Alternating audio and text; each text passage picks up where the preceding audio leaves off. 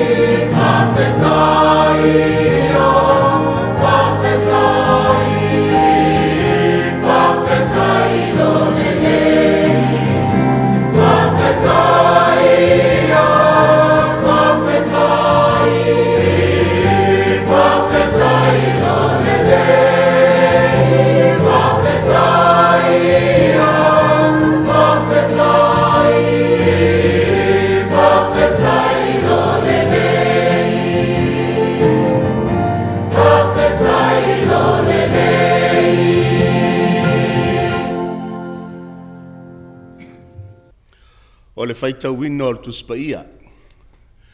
Ua o filifilia le tusi mai le tusi failotu au leoleo mo lenei vaiaso. E whaaongaina mo se manatu e mafaufau iai i le nei afiafi. O le evangelia luka o lona mtaupu e sifulu ma le iwa. O te faitauina le fai upu mua se ia whaangata i le fai upu e ono. Whaafafonga maia ia fionga pa ia le atua.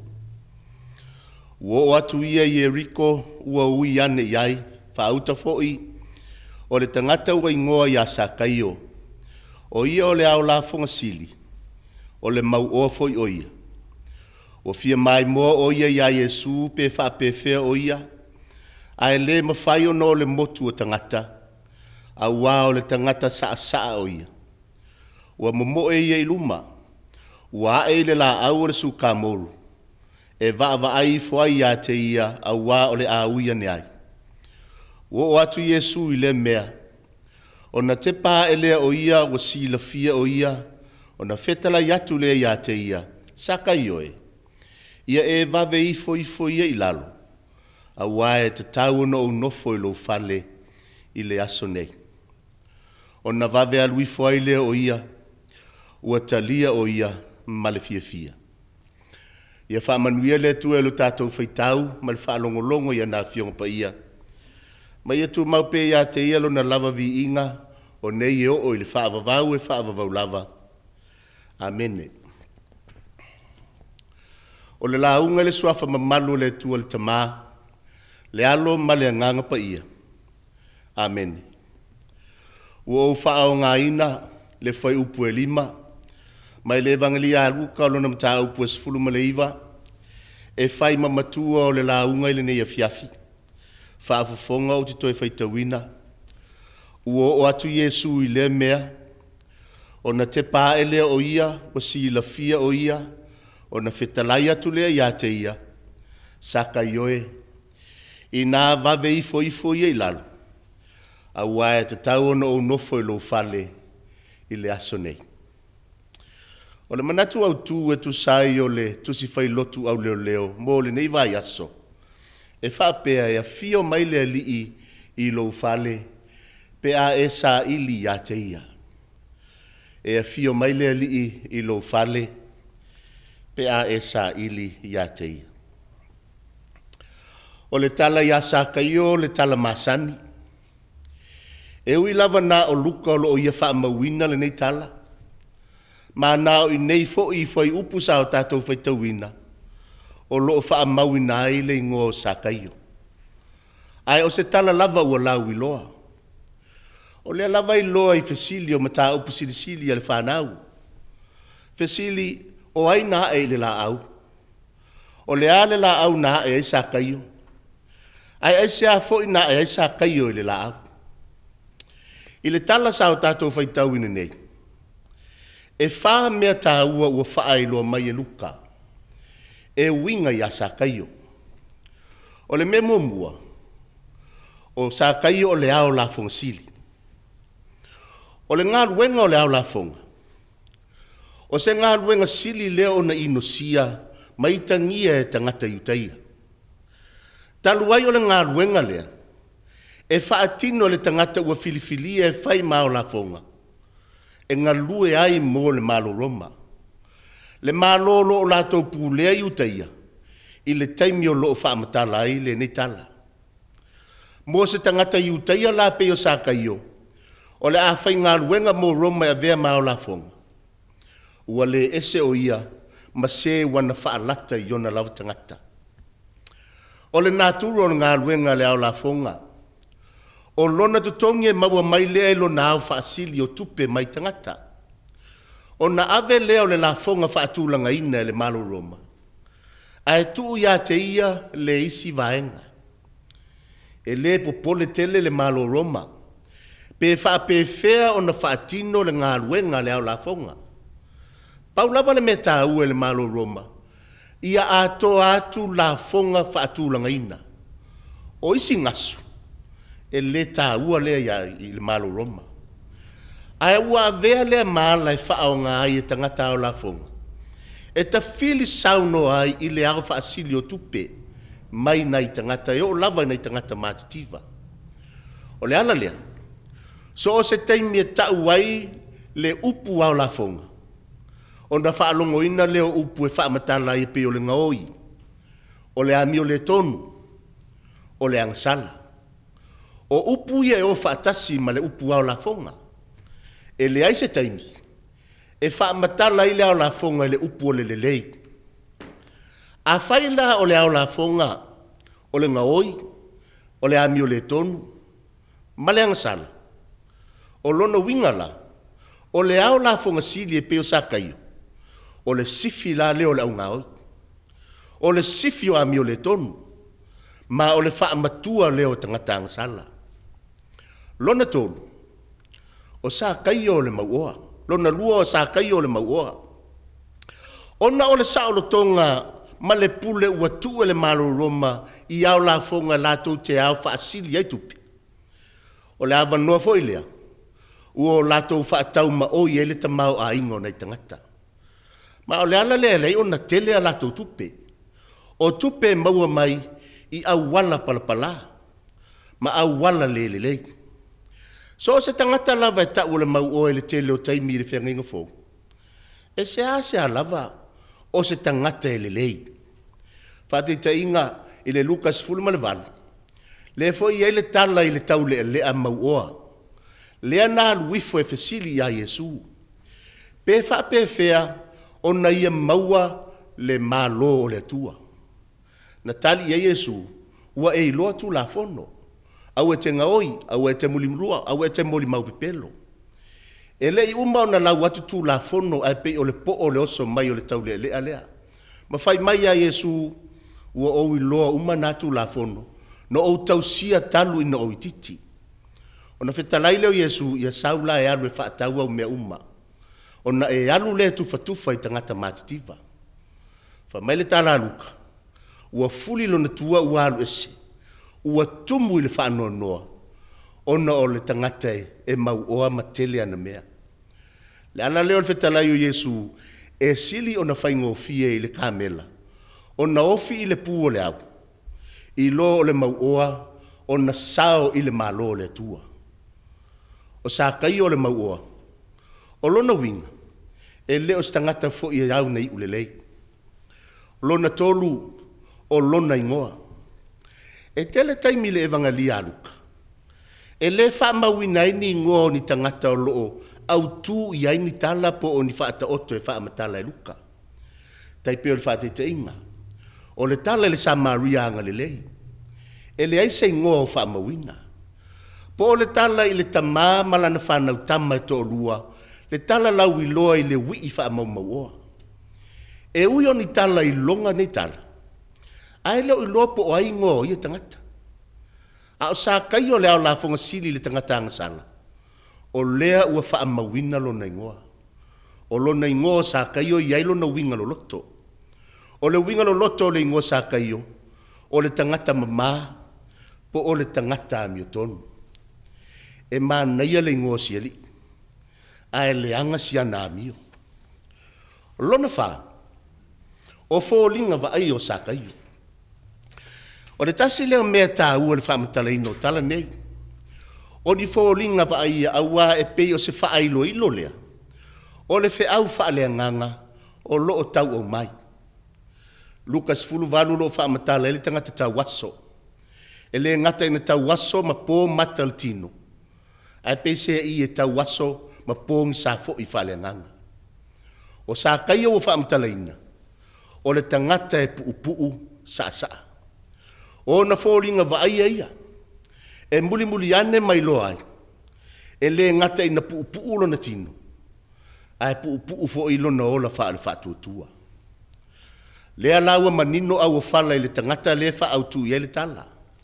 O sa kai o le au la fonga e mau oa ma umilo na tamau ainga. Ai puu ma saa lo na tino ma lo na whatuatua. O lea fo iwa mau tinoa. O le tangata ino sia ma whaasino sino mia e tangata iutaia. Ua whaavasenga whaatasi fo i ma tangata amio le tonu ma tangata angasala. Ai ua le a vea nei lape o sa kaio. Mala na vau ia ilo na loto fia I loa o Yesu. E uia ina tele ana tupe, ma tele lo na tamau ainga. Ai leo wha malia I nailo na loto. Po a whai tūlanga loa ia I le whainga malo Roma. Ma tupe ua maua mai ai. E leo malie ato ato ai. E o lana wha alongo I lona ola. Ma salo le ala lea. Nā alua ne ai se I vaai mai loa le tangata wa a ave o na tala. Le ali o Yesu. E le ngata wa na wa onga o vavenga. Ai ua ia wha alongo fo. E ese le alofo Yesu iso se tasi. E o lava I tangata ua wha sino mia ma isae le sosa iete o tangata. E manga lua le mana o sakaio. E le ngata e fia vaai a Yesu. E nate fia I loa fo Yesu pe fa pe fea. E fia vaai matilo tilo ya Yesu. Ina ia I loa Yesu. O le upu vaai ma le upu I loa.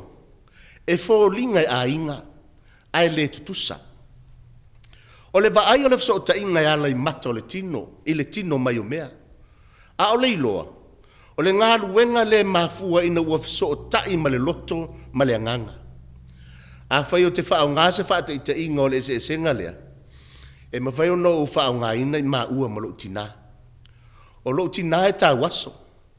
E le ma whai o na ia vaai mai I mātoula na whanau I ona mata wha le tino. Ai loa le lei o le mātou tina mātou uma. A wā o lo o mātou mafuta. Tala noa, wha asoa, e whepa iai ma whetawhea I le alofa. O le aluane lau sākaio. E le o se aluane se I tau ina vaai ma wha alongo mo sina taimila I titi. Ai ua fia maua se mafutanga ma Yesu. Se I ona I loa Yesu. Masalo sākaio. Ua le la vāmi o le tonu. Ua fiu fo I ngaoi. E le o malia I lavalo na loto. Peitai ua le mawhai o na vaai. Talu ai e pūni tia lana vaai e le motu tangata. O a fianga ia o lona puu wha le tino. Peitai le na o le puu wha le tino le wha fita uli o sakaio. O lona wha fita uli tele. O lona puu wha le nganga. A wae mawhai lava o na mawasona avanoa e pito ai lumo o tangata. Ma sa o loto ai lana vaai a Yesu. Ai talu ai ono o le tangata ino sia e tangata. Ono o lona tau o le au la fonga. O le tangata anga salafo. Ua whainga tae ona mawaso na avanoa e pito ai luma. Ma salo e le ese le au la fonga ma le muanga ngana sa moe whai le lulu. E lele le lulu ai valo ia I ao. Ua tau mia lona nau fia vaai. Ono tu ua inga ma wha masinonga tangata. Ua wha tangata e se ai. Ua whai le moto tangata ma wha soe saa. Ma wha lave o le tangata fia fiso tai a Yesu. Ai wha fetai a sa kaio. E le I whai a ina lona fia vaai. A wā ua le ngata ina tambo e luma. Ai ua hae fo I le suka moru. O iu tai e pei lavo Samoa. E ta tau ona fiso tai le leile tangata malona tūlanga. Maana mio mananga. O sa kaio le tangata matua. Ua mautofi le sosaiete ma le malo Roma. I tū mahanga iutaia. O le tamo e malea e lungo le la au. O anga ia hata maiti. E leo ni anga e ono matala whea ngai. Ma se tangata e peo sakaio. A ua le ma mafa ia sakaio ia manatu. Pe whaasea nisi ua peo sta maititi e le popole iai. A sili lona nau fia vaai a Yesu. Ai lava o le winga leo le whetalai ngā Yesu le luka se fulu ma le valu. Fa mai a le talia o tou le malo le tua e wha peo sta maititi. E le sao lava ia iai. O le fesili fia tuli loa le a e sakaio. Pena e na ia whaingo fia ia sakaio o na ia vaai a Yesu. Pena e ina ia whaingo fia o na iloa Yesu sakaio. E tasi ala mea ua mauti noa ile manato sakaio. O na vai ma toa tu ngā whaale nganga. Lona puu whaale tino po lona puu whaale nganga. E le ngata e whainga tāi o na ia vaai a Yesu. Ai mauti no fo e whainga tāi o na iloa mai o ia Yesu. A wa a whai e whaasino sino mia o ia le whaamasino ngā tangata lau tele. E whaapeweo na maua so na wanoa ile ia meo tonu Yesu. Ai ua wha te ia sa kaio. I le ea au Yesu mai lo atu o ia. Mai le moto tangata e to tele na feta omi ane ya Yesu. Ai nei lo atu Yesu le tangata pupu o sa kaio. I lungo le la au. Ua ova ai la au le suka moru Yeriko. O le la au e putu putu o na lau. Ai le ililo ai sa kaio le sila sila Yesu. Langa ese lava le maleva ai le tangata. Le sila sila Yesu. Ti ngā ona tū sa kaio le ta lai lai. Ai le fia iloa e tangata pe fia sila sila iai. A o le iloa Yesu o sa kaio lungo le la au. O na ua sila fia Yesu. Le ese o le aluane o sa kaio. Mai isi tangata na wane whaatasi mai e le aso. Masalo e taipei le aluane o sa kaio ya Yesu. E pei o le tala le fafine fo i leana maua le puna toto. Fa mai ua feta omi Yesu o le mau tangata na pai atu ya te ia. Ai li liu mai Yesu fa mai e iai le tangata to tasi o pai atu. E ese mai le pai eisi. Le pai o le whaatu o tua. Le pai o le tina puna toto na malolo elo na mai. E whape nā le aluane sa kaio ia Yesu. O le aluane le tangata. Ua aluane ma le whaatu o tua. Ua te paha e Yesu lunga mai lo atu sa kaio. O le upu leo lo whao ngai nei nei. E vai maua lalo pe look down tangata ia sa kaio. A o Yesu e whaea ea lana sila sila. I le tangata wa ino sia e tangata. O leo wa tau lai e le sila sila Yesu. Fa mai le fetalai ngā Yesu ia sa kaio. Sa kaio. E nā e alu ifo i e laro. A wae te tau ono o iai lo fale i le aso nei. O le mea mua sa kaio pe awhai na te fia i loa Yesu. E te tau o nā alu ifo i lalo. E le o le alu ifo i lalo le la au. A ia alu ifo i lalo i lona loto ma lona nganga.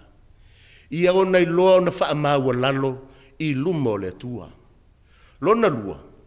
Vetalai Yesu e te tau ona o iai i lo fale le so. O lona winga le iso o nafe Yesu i Yeriko. Nafe Yesu i Yeriko.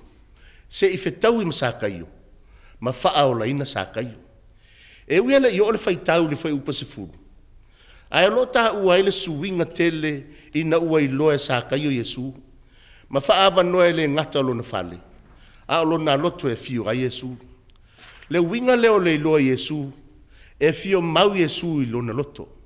Fa mai la apostolo Paulo, la apostolo nu ese. O le tangata wa yake riso. O le tangata fou lea. Ua le toe ngaoi. Ai ua ola le winga lo na ingoa. O sakai o le tangata amiotonu. O le fao laino sakai o le imanuia ina sakai o. Fa mai ua fao laina ai malona ainga. O le fao laina o le taitai o le ainga. Ai le fao laina o lona ainga. E pese i o se fao laina le atoa. Ai fa mai le fetala inga Yesu. Ua fao laina sakai o ua o mai fo le fao le tanga. I le ainga i le aso nei. Ai le ingata i lona ainga. Le a fianga o le fao le tanga na maua sakai o. Fa mai sakai o ia Yesu i le foi upu e varu. O le aia vaelua ina na mea uma moe matitiva. A fai foi no aveni mea isi se ala pipelu. O le a o tau iatu iai e taifa. E lei tau ana wina Yesu se la ngona fa apea ia sakaio. Ai na ua fio Yesu i lona fale, ma fio Yesu i lona loto. O na fa o Sofia leo moe ngā ruanga. Ina ia le ngata e manuia o ia malona ainga. Ai ia tafe atu fo i le manuia lea. Ia manuia i mana society o tangata. O lo o lato fa masino ma ino mai a te ia. Ioe lau fa tua i le neia fiafi. E iai le talitonunga. E tele taimi a o ina sapotu mai fa la velave mfa fitauli. E lu i tau ina ailo tato wola fa le fa tua. E au no tato manatu a pei tato o sakaio. Ua le ngata ina leilo mai e tangata e mau aise fisosoan. Ai ua le sila fia fo i le tua. Ua tua tele nisi ua le amana i e tutonu a inga. O nuu ma le ka le sia. O no nai tangata e lima vai vai. Ua mimini ma peini saa i le vaai le au malolosi ma le au mautofi. Ua omi o mia ma tu le i tua e la tu o lo te ita ia a inga o nuu e o fo i le ka le sia. ua le sau fangaso latou leo, pe a fai tonu ainga, pe a fai soa lau pule tonu le nuu, e o lava le ngā luenga le tua. Nā o le nofo tuu whālo mai tua, a o fai e tangata e toa i titi tonu, ma wha soa le tamau ainga. O tala sa tātou whaitauina, na a mata le manato sa kaio, na te sa ili ma se iwa ai mai loa Yesu. Pei tai, tātou te le tau sa ili ya Yesu. A wa le vaona sa ili mai Yesu e fia mafuta i tātou. Le lava e manino le na fitalainga, wha uta o te tū i le pui pui ma ututu yatu. Ai se wha alongo i lo leo ma te tala mai le pui pui. O te ulu fale atu ma te tali sua mai. O ia foi ma. Le whailoa inga lea na maua e sa kaio mai Yesu, ma sui ai lo na ola. Ma manu ia ai tangata uma e fiso tai ai. Ua tātou tūla lata e le kirisimasi. O le toe wha tepo i tātou le sa ilinga le atua, mo lana whanau na se manu mie le malosi o le angsala. E ai taimi e pa ela ele tātou sa ili. Ma tolo fia ai fo i tātou i mai leia le ti Apollo. Pei tai na ua silinga tali sewa no tātou li liu i le atua. O na sa ili mai leo le atua i lo nalo. E le i popole pe atu matangi le ala na fio mai ai. O te mana tu ai le pese na fatu le toe ino va vai toma. E wha apeo na upu na liu tino o ia, a o le keriso o ia. Ma ua tu ua uma o na sa. Ua fai ia matautua, o le tama e nofo i tua. Na o na toe wha manatu le tau sa ili o se avanoa, o fale o le nu o le atua e wha nau mai ele pepe o le kirisimasi. Ai o le tumu ma le ngau ngau sa o fale o le nu o le atua. O le wha atusa le na o le ngau ngau sa o lato loto, ma le avanoa ai le atua, e a fio mai e mapu i o lato fale. Talo sia ia, le nei kirisimasi o tatou tau le lata iai. Ina i o tatou maua le langono o sa kaio. A ua fiafe mai le ali, i o tatou fale mo o tatou loto. Ai o lo whaatali, pe tatou te tali eina o ia. Ia manuia toi aso le nei tau sanga, sa moa le atu nupele. Ma ia mori tai tatou, tatou te wha manatu aso fia i le wha i unga le nei tau sanga. Ono Yesu, amene. O lao tatou me pese le pese, se lau 5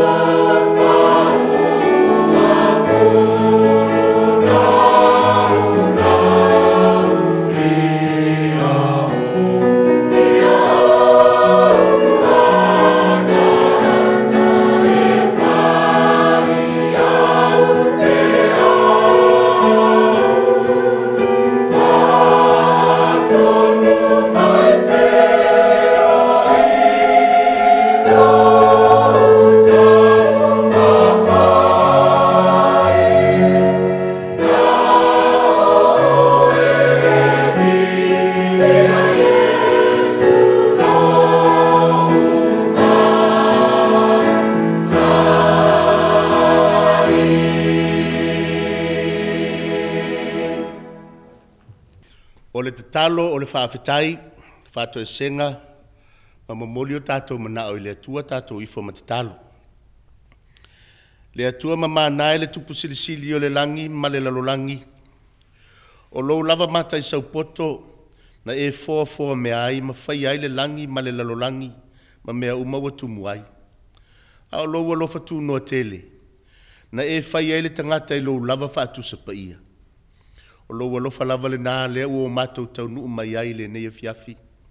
Ina ua mawai atu le tae ao ma le mata fele o lava singa sa whea ngai mau tangata. Ua malie o lau puleanga le leilo mātou wola. A wai le fesilingia o lou lava ao na malu whaafoe whaiva na whea ngai malo watu nuu le nei aso. Le ala lea ua e manui ai. Whaaftai lau tau singa ia Samoa mo tangata. Ele ngata i tono si o mātou watu nuu. Ai whaapena fo ili whita aloloa ia ia tunu ese o loo au mau masa ili malo ai. Whaafetai o loo manuia i lātou o loo tau malai.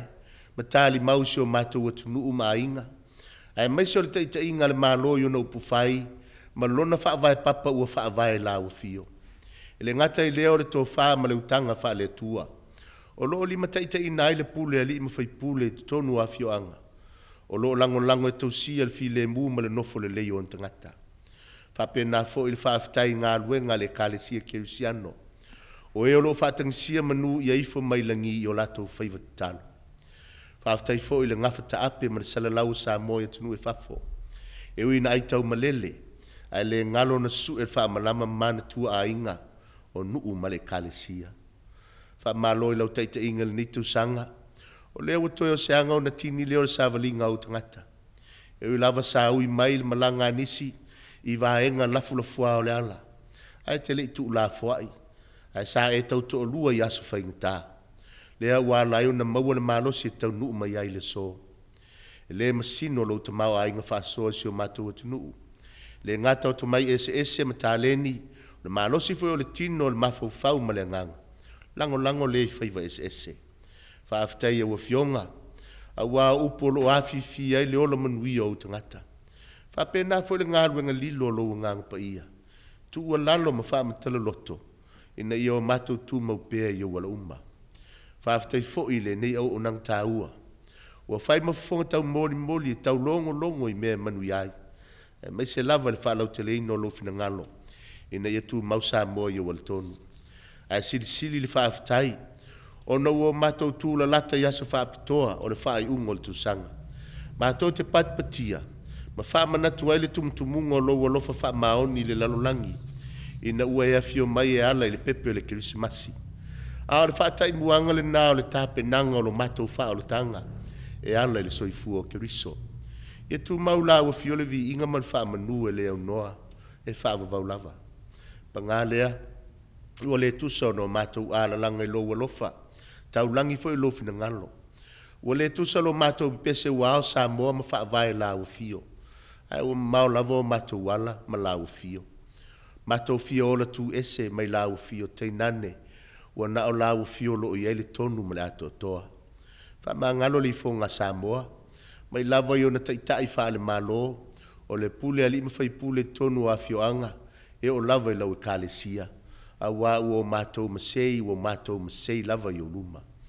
Matou le wha maoni o matou tiute mvala win taitasi. Ua taitasi o na muli tangata i rona lava ala. Ai ua wha ngalo lava lo fina ngalo mo i mātou. Wha maa ngalo le ifo ngalo watunu i le toto Yesu Keriso lo mātou li whaola. Le atua o le puno manuia, mātou te talo ina i ato mai au manuia i lungo Samoa uma. Wha manuia Samoa mai lava i le ao le malo, sui o le fono sui tofia, pa le mia mal whainga malo Samoa malana teita inga, se i o lava ina i mātou whanau. Ia taitai na lava male awa i lau fio, e lato uma watu lai mai le foe taitai lo watu nuu i so staffa. Mātou te talo fo, na ia malutia le whainga malanga Samoa le nei vai tau le tūsanga. E masani e ona whea ngai mata avilinga whainga tau le tau o ti munga maa wha. Ai asili ona malu le tofio Samoa, ona ua whaia le ami o tonu i ona taitai, ma ona tangata uma. Wha manuia le ngafa salalau Samoa lo tala wha auto, i tu e fio le lalolangi, a wā lava ni manuia o a inga manuu ma le kālesia. Ia malutia lo lato wola, la vea ina mai wha ao so songa e a fiai. Mātou te talo mo ngā luenga e kalesia kerisiano. Ina ia ngā lulue fe oi oi ai, ma ia o ngā tonu la fio e whai mā mātou mautou ave. Ia tau napa pēle tala ino lo fina ngalo, ai ave ese le fe lauto ai. Mātou te talo e mana tua le lalolangi vivesi tau o mawhiwaiwai inga. Nga lue pēr lo wa nganga i te tai o mā lo lo a fia. Ai mai seo mā lo au whaatasi na ia sa ili fufo e file mu. Ai leo le tali e whaatupu pēr le toto msa. Ia te tai pēr la wa fio i toio le nitu sanga, ma la mātou whai ngā malanga. Tātou ma la wa fio e toa i ailo mātou loto pupole, pe a o sofia i mātou e matangi vale. A o mai na ia o mātou mua i tau napa i la wa fio. Ai leo so mātou i loa e le au ma ngata mai. Sao nie mātou mo le tal, whaatali ina ma le wha manatuino le mea fasili mo le lalolangi uma, e ala i le pepe o le kirisimasi. Ia wha mamalu o ao i whai ngā malo longo le ia fiafi. Wha pia fwoi ngā ruenga lo wha au au pia. Ia tausia la ua fio le soifua o tangata. Wa mātou te talo ia. Wha atasi ma te talo i le loto tangata lava ia. Ia whai a pia lo fina ngalo. Ai le o mātou loto. Tu mau mai lungo sa mo uma, i le lalolangi maso o se tafa, ia le manuia ma le fi le mua la ua fio le atua le tama. Le alofa silisili ese o Yesu Keriso lo mātou ali i whaola. Maftanga maloa nganga pa ia. Nei o le whaavavau, e whaavavau lava. Amen.